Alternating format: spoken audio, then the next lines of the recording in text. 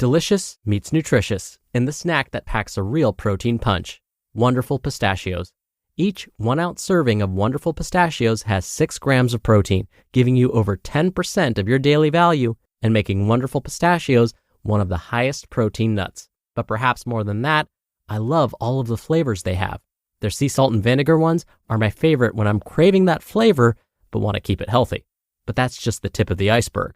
Wonderful Pistachios come in a variety of flavors, like chili roasted, honey roasted, smoky barbecue, and jalapeno lime, perfect for enjoying with family and friends or taking them with you on the go. Whether you're a pistachio purist who loves cracking open every nut, or you prefer the convenience of no-shells pistachios, Wonderful Pistachios has got you covered. Grab Wonderful Pistachios and elevate your snacking game today. So fill up with a healthy snack when hunger strikes. Visit wonderfulpistachios.com to learn more. That's wonderfulpistachios.com. This is Optimal Health Daily, episode 2539. Food is My Friend. 6 Tips for Mindful Eating by Amanda Owen with tinybuddha.com. And I'm Dr. Neil Malik, reading you some of the most popular health and fitness blogs out there, with permission from the websites, of course, and always with a bit of my commentary at the end. And with that, let's get right to the post as we optimize your life. Food is My Friend. 6 Tips for Mindful Eating by Amanda Owen with tinybuddha.com. Quote, "Your body is precious. It is our vehicle for awakening. Treat it with care." Buddha. Thank you for this food we are about to eat.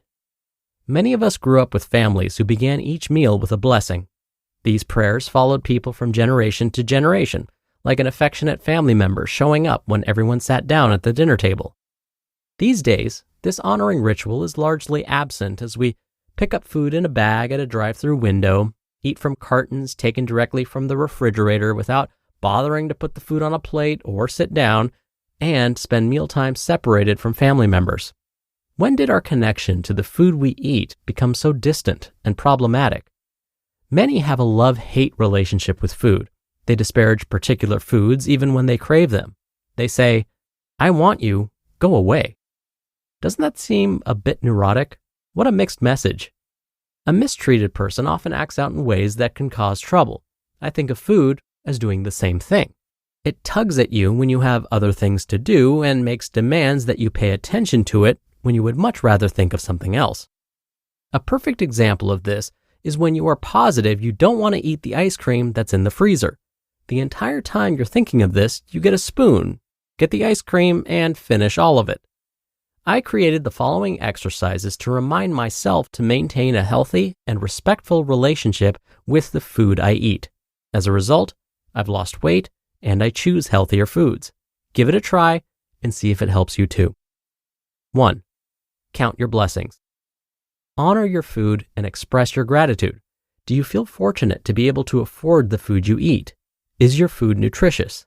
Does it look pretty on your plate? Then tell it. I admit to complimenting my food. I say, "Wow, you look delicious."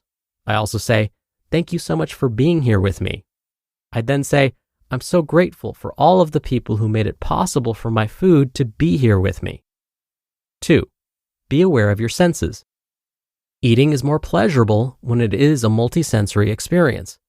Use your eyes and notice what's on your plate. Smell the aroma.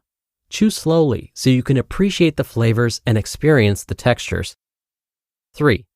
Appreciate all food equally. Don't treat everyday food as boring and unimportant. Give it the same gratitude, interest, and excitement that you offer a favorite meal. It's natural to ooh and ah over a favorite birthday dinner, but what about the chicken or salad you eat frequently?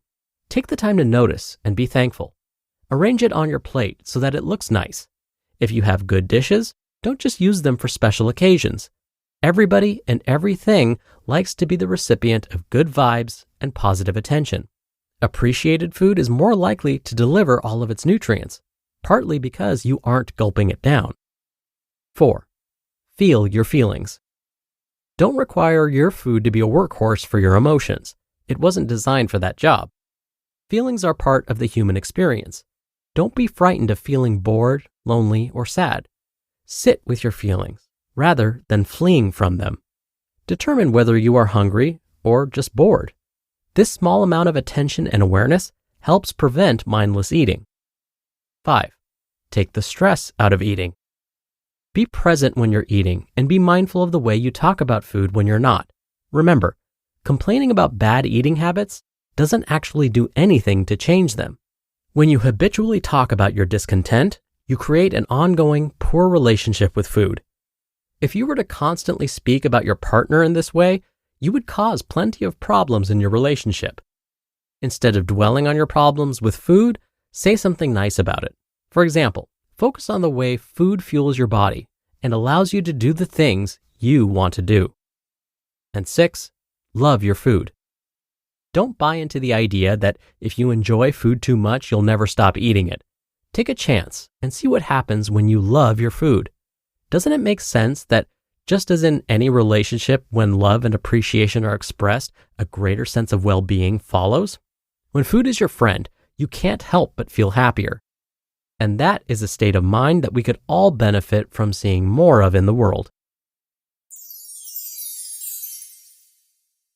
You just listened to the post titled, Food is My Friend, 6 Tips for Mindful Eating by Amanda Owen with tinybuddha.com, and I'll be right back with my commentary. Dr. Neil here for my commentary. Whenever someone really wants to change their eating habits, even their relationship with food, whether it's related to eating more fruits and vegetables, or again, practicing more mindful eating practices, the best way to make sure that we're actually doing these things is to monitor them.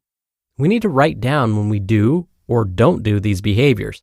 By writing down the behaviors, we slow down the process. It forces us to stop and think about what we're doing and why we're doing it. That's why keeping journals, especially food journals, can be so helpful for changing eating habits.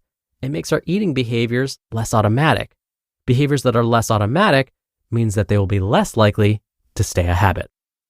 All right, that'll do it for today, and I'll be back here tomorrow for our usual Friday Q&A, so definitely stay tuned for that, where your optimal life awaits.